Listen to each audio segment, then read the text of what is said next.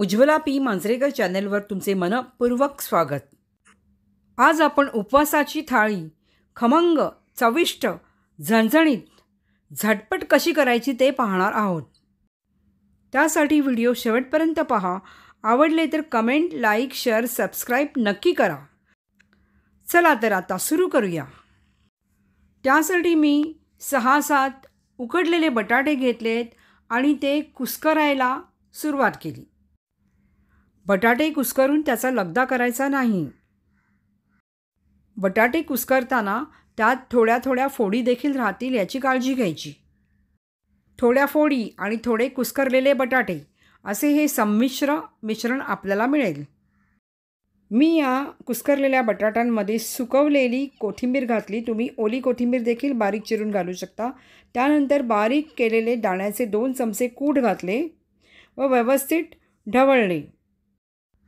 मला जरा कूट आणि सुकवलेली कोथिंबीर दोन्हीचे प्रमाण अगदी कमी वाटले, त्यामुळे मी आणखीन 1 चमचा सुकवलेली कोथिंबीर व 1 चमचा दाण्याचे कूट घातले। त्यानंतर व्यवस्थित ढवळून घेतले। आता चवीनुसार पिंक मीठ घालायचे। तुम्ही साधे मीठ देखील वापरू शकता किंवा रॉक सॉल्ट देखील वापरू शकता आणि परत व्यवस्थित ढवळायचे। शेंगदाणे, कोथिंबीर, बटाटा एकमेकात छानपैकी मिसळायला पाहिजेत। आता हे मिश्रण बाजूला ठेवा। आता गॅस स्विच ऑन करा व त्यावर एक पसरट फ्रायपॅन चढवा। 1 मीडियम चमचा तेल घाला।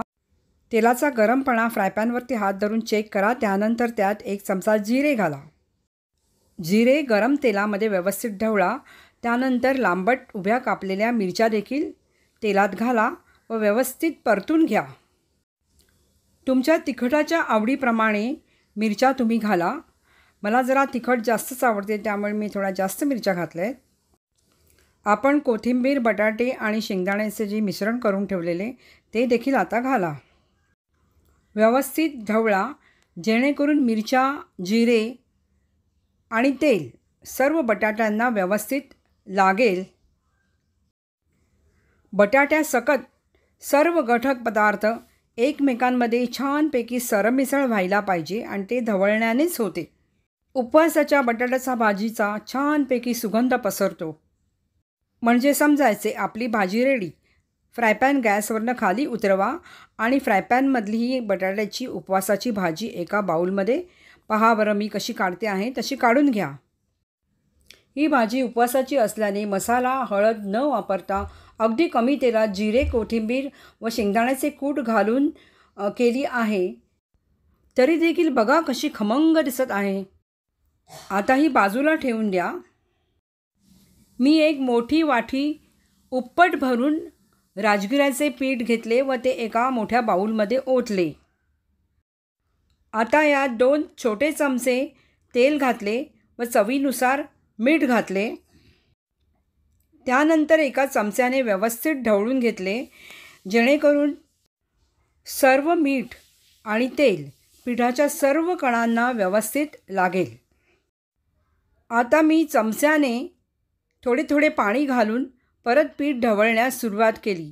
एकदम पाणी पिठामध्ये घालू नका। साधारण 5 मीडियम चमचे पाणी या 1 वाटीभर पिठासाठी मला लागले। प्रत्येक चमचा पाण्याचा घातल्यानंतर मी पीठ ढवळत होते, त्यामुळे काय होते आपल्याला अंदाज येतो की आता पिठाच्या गोळ्या होण्यासाठी आपल्याला पिठात हात घालायला काहीच हरकत नाही। आता हाताने पीठ मळायला सुरुवात करायची।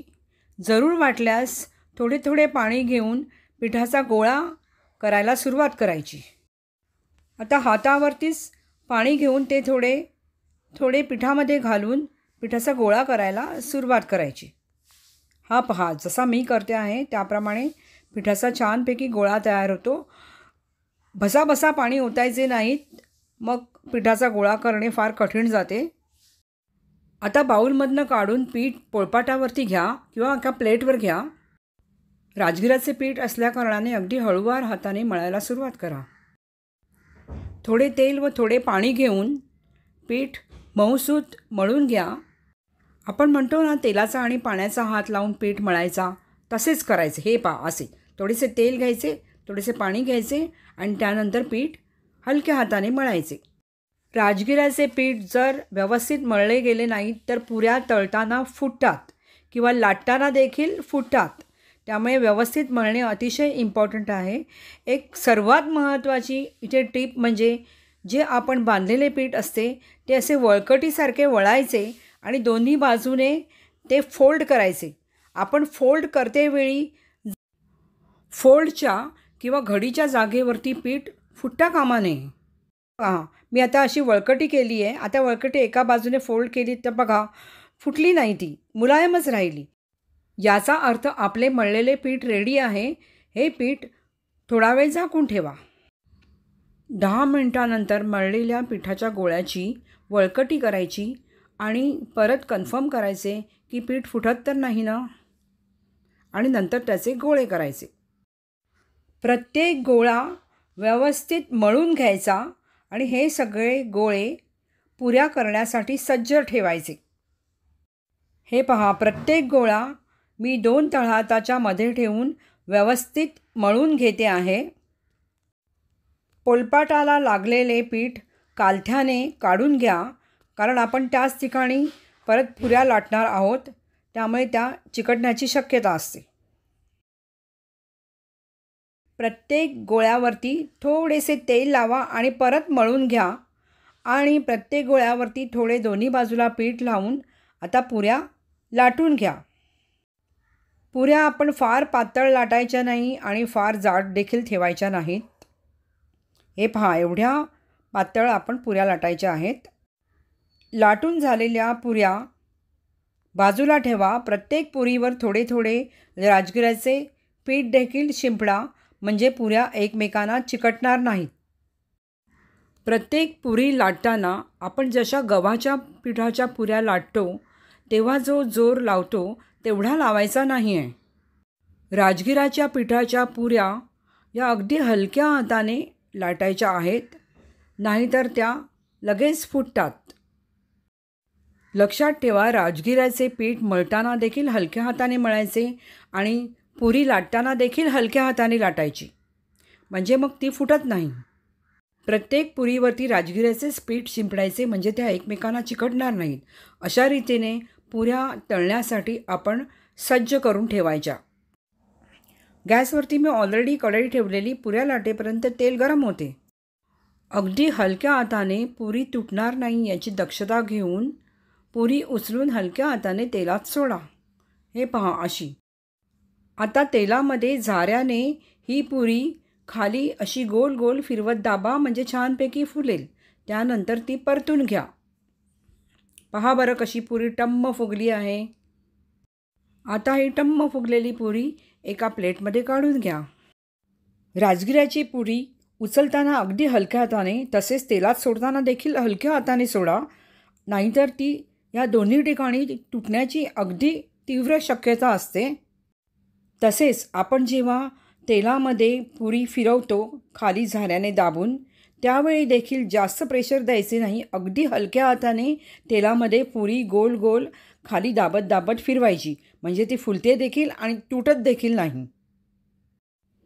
पहा बरं, तुम्ही पाहतच असाल, राजगिऱ्याच्या पुऱ्या करताना पीठ जेव्हा मळतो आपण तेव्हा देखील हलका हात पाहिजे, पुऱ्या लाटताना देखील हलका हात पाहिजे, पुऱ्या उचलताना देखील हलका हात पाहिजे आणि पुऱ्या तेलात सोडल्यानंतर त्या फुलवण्यासाठी देखील हलका हात पाहिजे. हे मात्र तुम्ही ध्यानात ठेवा. मी अगदी पहिल्यांदाच केले तरी मला अगदी छानपैकी जमले, म्हणजे तुम्हाला देखील नक्कीच जमेल. राजगिऱ्याच्या पुऱ्यांचा ग्लायसेमिक इंडेक्स लो असतो. तसेच आपण जी बटाट्याची भाजी केलेली आहे उपवासाची, त्यात शेंगदाण्याचे कूट घातल्या कारणाने त्याचा देखील ग्लायसेमिक इंडेक्स लो होतो. त्यामुळे उपासाला ही खाण्यासाठी चांगली आहे असेच नव्हे, तर एरवी देखील आपण ही पुरी भाजी डब्यात किंवा लंचला किंवा डिनरला खाऊ शकतो.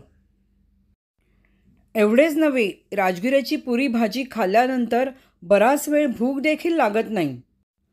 पोट अगदी भरले आहे असे वाटते. एक मोठी वाटी भरून राजगिऱ्याच्या पिठाच्या साधारणपणे 6 ते 7 मोठ्या पुऱ्या होतात. पण जर आकाराने लहान राजगिऱ्याच्या पिठाच्या पुऱ्या केल्या तर त्या जास्त होतील. आमच्याकडे आकाराने मोठ्या पुऱ्या आवडतात, त्यामुळे मी मोठ्या पुऱ्या केल्या. या पहा अशा. आता प्लेट सजवण्यासाठी एक प्लेट घ्यायची आणि त्यामध्ये छोटे बाऊल घेऊन त्यात बटाट्याची भाजी घालायची. एक छोटी वाटी दह्याची देखील ठेवायची. पहा, ही भरलेली प्लेट बघूनच भूक लागेल. हाय, पहा बरं, प्लेट किती झकास दिसत आहे. अगदी बघितल्याबरोबर जोरदार भूक लागेल. पुरी पण पहा कशी टम्म फुगलेली आहे. उपवासाची बटाट्याची भाजी तर अगदी खमंग दिसत आहे. दह्याची वाटी ठेवायला विसरू नका हं. चला आपण आता एन्जॉय करूया. तुम्ही देखील अशा प्रकारे बनवून जरूर तुमच्या घरी एन्जॉय करा. तुमच्या फ्रेंड्स फॅमिलींना देखील इम्प्रेस करा. आवडले तर कमेंट जरूर करा. लाईक, शेअर अँड सबस्क्राईब तर नक्कीच करा. उपवासाच्या या थाळीची चव अगदी अफाट असते. See you soon with the unique recipe like this. Till then, bye.